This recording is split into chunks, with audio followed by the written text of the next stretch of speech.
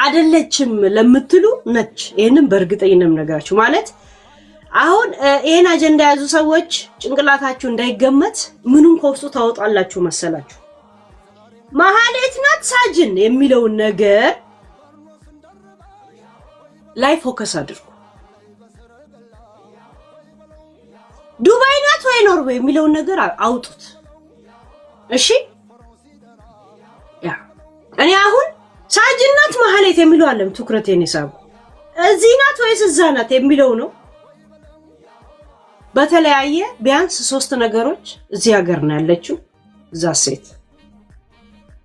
እኔ እንኳን እዚህ ሀገር የምኖረው የሆነ ቦታ ስጠይቁኝ ድንብርብሬ ነው የሚወጣው። ምክንያቱም እኔ ጉዳይ የለኝም ቦታ ብቻ ነው የማውቀው። ጉዳይ የሌለኝም ቦታ አጠገቡ 10 ጊዜ አልፌ ራሱ ስሙ ማን እንደሆነ ነው ያላነበው።